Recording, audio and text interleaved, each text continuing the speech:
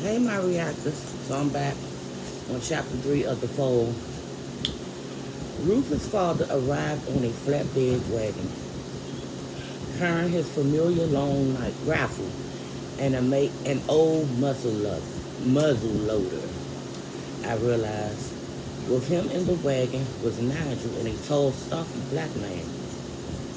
Tom Whalen was tall himself, but too lean to be as impressive as his massive slave. Whalen didn't look especially vicious or depraved right now. He only looked annoyed. We stood up as he climbed down from the wagon and came to face us. What happened here? He asked suspiciously. The boy hasn't broken. The boy has broken his leg, said Kevin. Are you his father? Yes. Who are you? My name's Kevin Franklin. He glanced at me but caught himself and didn't introduce me. We came across the two boys right after the accident happened, and I thought we should stay with your son until you came for him. Oh my goodness, let me start over. This house is very disruptive. I'm not gonna start over. Wailing grunted and knelt to look at Rufus' leg. Guess it's broken all right. Wonder how much that'll cost me. The black man gave him a look of disgust that would surely have angered him if he had seen it. What were you doing climbing a damn tree? Wayland demanded of Rufus. Rufus stared at him silently. Wayland muttered something I didn't quite catch. He stood up and gestured sharply to the black man. The man came forward, lifted Rufus gently, and placed him on the wagon. Rufus' face twisted in pain as he was lifted, and he cried out as he was lowered into the wagon. Kevin and I should have made a splint for their leg, I thought belatedly. I followed the black man to the wagon. Rufus grabbed my arm and held it, obviously trying not to cry. His voice was a husky whisper. Don't go, Dana. I didn't want to go. I liked the boy, and from what I heard of early 19th century medicine, they were going to pour some whiskey down him and play tug of war with his leg. And he was going to learn brand new things about pain. If I could give him any comfort by staying with him, I wanted to stay. But I couldn't. His father had spoken a few private words for Kevin and was now climbing back up into the seat of the wagon. He was ready to leave, and Kevin and I weren't invited. That didn't say much for waiting and hospitality. People in this time of widely scattered plantations and even more widely scattered hotels had a reputation for taking in strangers. But then, a man who could look at his injured son and think of nothing but how much the doctor bill would be wasn't likely to be concerned about strangers. Come with us, pleaded Rufus. Daddy let them. Wade glanced back, annoyed, and tried to gently loosen Rufus' grip on me. After a moment, I realized that Wade was looking at me, staring hard at me. Perhaps he was seeing my resemblance to Alice's mother. He couldn't have seen me clearly enough or long enough at the river to recognize me now as the woman he had once come too near shooting. At first, I stared back. Then I looked away, remembering that I was supposed to be a slave. Slade lowered their eyes respectfully. To stare back was insolent. Or at least that was what my book said. Come along and have dinner with us, Wayne told Kevin. You may as well. Where were you going to stay tonight anyway? Under the tree if necessary, said Kevin. He and I climbed onto the wagon beside the silent Nigel. Not much of a choice, as I told you. I looked at him, wondering what he had told Wayland. Then I had to catch myself as the black man prodded the horses forward. You, girl, Wayland said to me. What's your name? Dana, sir. He turned to stare at me again, this time as though I said something wrong. Where do you come from? I glanced at Kevin, not wanting to contradict anything he had said. He gave me a slight nod, and I assumed I was free to make up my own lies. I'm from New York. Now, the look he was giving me was really ugly, and I wondered whether he heard of New York accent recently and found mine a poor match. Or was I saying something wrong? I hadn't said 10 words to him. What could be wrong? Waden looked sharply at Kevin, then turned around and ignored us for the rest of the trip. We went through the woods to a road, and along the road past a field of tall golden wheats. In the field, slaves, mostly men, worked steadily, swinging wooden racks that caught the cut wheat in neat piles. Other slaves, mostly women, followed them, tying the wheats into bundles. None of them seemed to pay any attention to us. I looked around for a white overseer and was surprised not to see one. The Whalen's house surprised me too when I saw it in the daylight. It wasn't white. It wasn't no columns, no porch to speak of. I was almost disappointed. It was a red brick Georgian colonial, boxy but handsome in a quiet kind of way. 2.5 stories high with dormer windows and a chimney on each side. It wasn't big or imposing enough to be called a mansion. In Los Angeles in our time, Kevin and I could have afforded it. As the wagon took us up to the front steps, I could see the river off to one side and some of the land I had run through a few years before. Scattered trees, unevenly cut grass, the road of cabins were off to one side, almost hidden by the trees, the field, the woods. There were other buildings lined up beside and behind a house opposite the slaves' cabins. As we stopped, I was almost sent off to one of these. Luke said, waiting in a black man. Wait a minute, hold up, y'all. Luke said, waiting to the black man. Take Dana around back and get her something to eat. Yes, sir, said the black man softly. Want me to take Marshall Roof upstairs first? That's a long chapter. Do what I told you. I'll take him up. I saw Rufus set his teeth. I'll see you later, I whispered, but he wouldn't let go of my hand until I spoke to his father. Mr. Wayne, I don't mind staying with him. He seems to want me to. Wayne looked aspirated. Well, come on then. You can wait with him until the doctors come. He left Rufus with no particular care and strolled up the steps to the house. Kevin followed him. You watch out, said the black man softly as I stared after them. I looked at him surprised, not sure he was talking to me. He was. Master Tom can turn mean mighty quick, he said. So can the boy now that he's growing up. Your face looks like maybe you had enough white folks' meanness for a while. I nodded. I have, all right. Thanks for the warning. Nigel had come to stand next to the man, and I realized as I spoke that the two looked much more alike. The boy is smaller, respectful of the man, father and son probably. They resembled each other more than Rufus and Tom Whalen did. As I hurried up the steps and into the house, I thought of Rufus and his father, of Rufus becoming his father. It will happen someday in at least one way. Someday Rufus will own the plantation. Someday he will be the slave holder, responsible in his own rights for what happened to the people who live in those half-hidden cabins. The boy was literally growing up as I watched. Growing up because I watched and because I helped to growing up because I watched and because I helped to keep him safe. I was the worst possible guardian for him. A black to watch over him in a society that considered blacks subhuman. A woman to watch over him in a society that considered women nothing. I would have all I could do to look after myself. but I would help him as best as I could. And I would try to keep friendship with him, maybe planting a few ideas in his mind that would help both me and the people who would be his slaves in the years to come.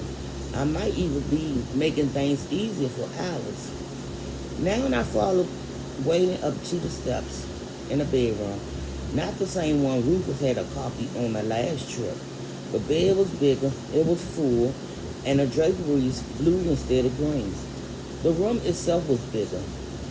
Waylon dumped Rufus onto the bed, ignoring the boy's cries of pain. It did not look as though Wayne was trying to hurt Rufus. He just didn't seem to pay any attention to how he handled the boy, as he didn't care. Then as Waylon was leaving Kevin out of the room, a red-haired woman hurried in. What is that noise out there? Hold on, y'all.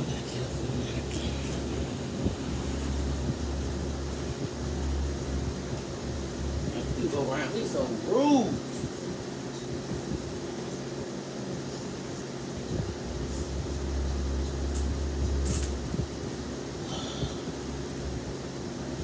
You need to sit down. Okay, y'all, I'm back. They working outside, so the noise is irritating. Where was I? How many more pages? 3. Where is he? She demanded breathlessly. What happened? Rufus' mother, I remember her. She pushed her way into the room, just as I was putting Rufus' pillow under his bed. What are you doing to him? She cried. Leave him alone. She tried to pull me away from her son. She had only one reaction when Rufus was in trouble. One wrong reaction. Fortunately for both of us, Waylon reached her before I forgot myself and pushed her away from me.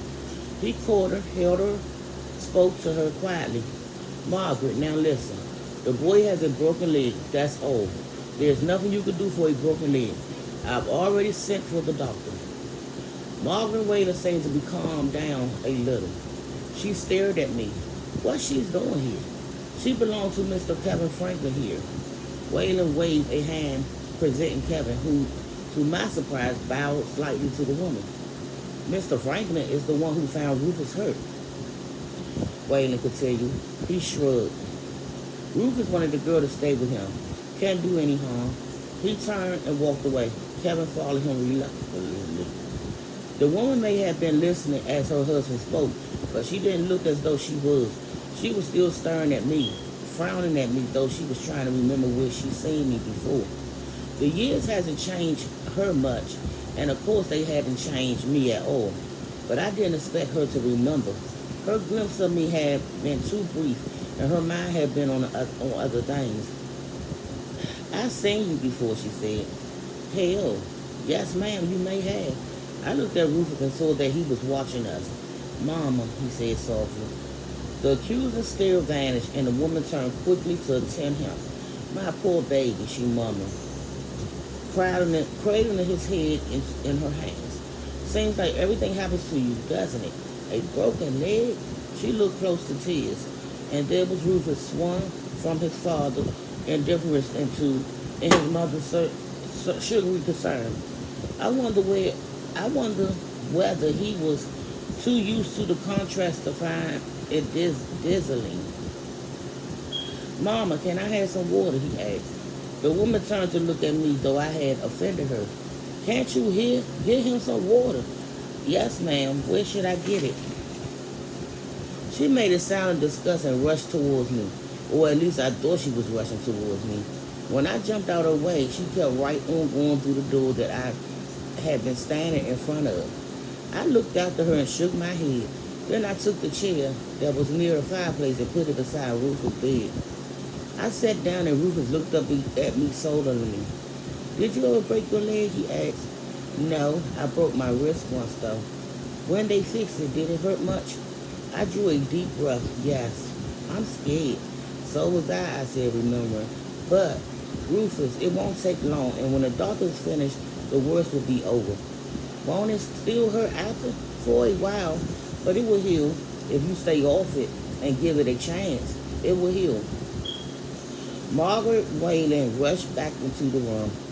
with water for Rufus and more hostility for me than I could see any reason for. You're to go out to the cookhouse and get some supper, she told me as I got out of her way. But she made it sound as though she was saying it. You're to go straight to hell. There was something about me that these people didn't like, except for Rufus. It wasn't just racial. They were used to black people. Maybe I could get Kevin to find out what it was. Mama, can't she stay? Asked Rufus. The woman threw me a dirty look, then turned gentler eyes on her son. She could come back later, she told him. Your father wants her downstairs now. More likely, it was his mother who wanted me downstairs now, and possibly for no more for more reason than that her son liked me. She gave me another look, and I left the room. The woman would have made me uncomfortable even if she liked me. She was too much nervous. She was too much nervous energy compacted into small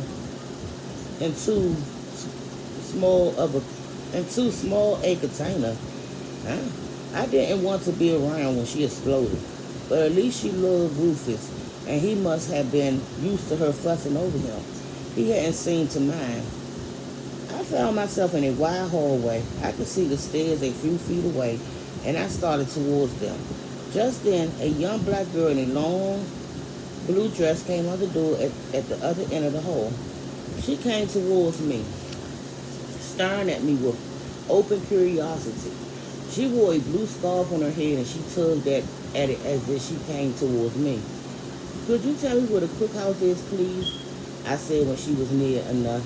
She seemed a safer person to ask than Margaret Whalen. Her eyes opened a little while wider, and she could continue to stare at me. No doubt I sounded as strange to her as I looked. The cookhouse, I said. She looked at me over once more, then stared down the stairways without a word. I hesitated, finally following her because I didn't know what else to do. She was a light-skinned girl no older than 14 or 15. She kept looking back at me, frowning. Once she stopped and turned to face me, her hand tugged absently at her scarf, then moved lower to cover her mouth, and finally dropped into her side again. She looked so frustrated that I realized something was wrong. Can you talk? I asked.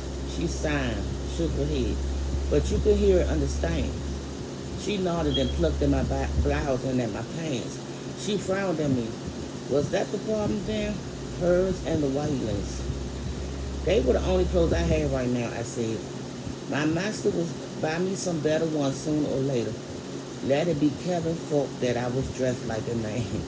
It was probably easier for the people here to understand a master's too poor or too stingy to buy me proper clothing than it would be for them to imagine a place where it was normal for women to wear pants.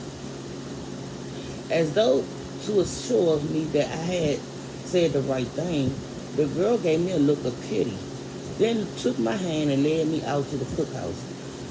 As we went, I took more notice of the house than I had before, more notice of the downstairs hall anyway. Its walls were a pale green and it ran the length of the house. At the front, it was wide and bright with lights from the windows, besides and above the door. It was strewn with oriental rugs of different sizes. Near the door, there was a wooden bench, a chair, and two small tables. Past the stairs, the hall narrowed, and at end there was and at its end there was a back door that we went through. Outside was the cookhouse, a little white frame cottage not far from behind the main house. I had read about outdoor kitchens and outdoor toilets. I haven't been looking forward to either. Now, though, the cookhouse looked like the friendliest place I've seen since I arrived. Luke and Nigel were inside eating from wooden bowls with what looked like wooden spoons. And there were two younger children, a girl and a boy, sitting on the floor eating with their fingers. I was glad to see them there because I read about kids their age being rounded up and fed from from things like pigs, not everywhere apparently, at least not here. I'm almost finished, y'all. There was this stocky middle-aged woman stirring a kettle that hung over the fire in the fireplace. The fireplace itself filled one whole wall. It was made of brick, and above it was a huge plaque from which hung a few utensils. There were more utensils off to one side hanging from hooks on the wall. I stared at them and realized that I didn't know the proper names of any of them. Even things as commonplace as that. As commonplace as that. I was in a different world. The cook finished stirring her kettle and turned and looked at me. She was as light as my mute guide. A handsome middle-aged woman, tall and heavy-set. Her expression was grim. Her mouth turned down at the corners, but her voice was soft and low. "Curry," she said, "who is this?" My guide looked at me. "My name is Dana," I said. "My master visiting here. Mrs. Wangland told me to come out for supper." "Mrs. Wangland?" The woman frowned at me. "The red-haired woman, Rufus' mother?" I didn't quite catch myself in time to say Mr. Rufus. I didn't really see why I should have to say anything. How many Mrs. Wanglands were there on this place anyway? "Miss Margaret," said the woman, and under her breath, "Bitch." I stared at her in surprise, thinking she meant me. "Sarah," Luke's tone was cautious. He couldn't have heard what the cook said from where he was. Either she said it often or he had read her lips. But at least now I understand that it was Miss Wayland, Miss Margaret, who she was supposed to be the bitch. The cook said nothing else. She got me a wooden bowl, filled it with something from a pot near the fire, and handed it to me with a wooden spoon. Supper was cornmeal mush. The cook saw that I was looking at it instead of eating it, and she misread my expression. "That's not enough?" she asked. "Oh, it's plenty." I held my bowl protectively, fearing that she might give me more of the stuff. "Thank you." I sat down at the end of a large, heavy table across from Nigel and Luke. I saw that they were eating the same mush, though theirs had milk on it. I considered asking for milk on mine, but I didn't really think it would help. Whatever was in the kettle smelled good enough to remind me that I hadn't had breakfast. I hadn't had more than a few bites of dinner the night before. I was starving and Sarah was cooking meat, probably a stew. I took a bite of the mush and swallowed it without tasting it. "We get better food later on after the white folks eat," said Luke. "We get whatever they need. Table scraps," I thought. "Someone else's leftovers, and no doubt, if I was here long enough, I would eat them and be glad to get them. They had to be better than boiled meat." I spooned the mush into my mouth, quickly fanning away several large flies. Flies. This was an era of rampant disease. I wonder how clean our leftovers will be by the time they reach us. Say you was from New York," asked Luke. "Yes." "Free state?" "Yes," I repeated. "That's why I was brought here." The question made me think of Alice and her mother. I looked at Luke's broad face, wondering whether it would do any harm to ask about them. But how could I admit to knowing them years ago when I was supposed to be new here? Nigel knew I had been here before, but Sarah and Luke might not. It would be safer to wait. Save my questions for Rufus. "People in New York talk like you?" asked Nigel. "Some do, not all." "Dress like you?" asked Luke. "No, I dress in what Master Kevin gives me to dress in." I wish they stopped asking me questions. I didn't want them to make me tell lies I might forget later. Best to keep my background as simple as possible. The cook came over and looked at me, at my pants. She pinched up a little of the material filling it. "What clothes is this?" she asked. Polyester double knitted, I thought, but I shrugged. I don't know. She shook her head and went back to her pot. You know, I said to her back, I think I agree with you about Miss Margaret. She said nothing. The woman I felt when I came into the room was turning out to be nothing more than a heat of fire. Why you try to talk like white folks? Nigel asked me. I don't, I said surprised. I mean, this is really the way I talk. More like white folks than some white folks. I shrugged, hunted through my mind for an acceptable explanation. My mother's taught school. I said, and a nigger teacher? I winced, nodded. Free blacks can have school. My mother taught the way I do. She taught me. You'll get in trouble, he said. Master Tom already told don't like you. You talk too educated and you come from a free state. Why should either of those things matter to him? I don't belong to him. The boy smiled. We don't want no niggas around here talking better than him, putting freedom ideas in our heads. Like we so dumb we need some strangers to make us think about freedom, muttered Luke. I nodded, but I hoped they were wrong. I didn't think I had said enough to Waylon for him to make that kind of judgment. I hope he wasn't going to make that kind of judgment. I wasn't good at accents. I had deliberately decided not to try to assume one. But if that meant I was going to be in trouble every time I opened my mouth, my life here would be even worse than I can imagine. How can Master Rufus see you before you get here? Nigel asked. I choked down and swallowed a mush. I don't know, I said, but I wish to heaven he couldn't. So I'll be back with chapter 4. See y'all.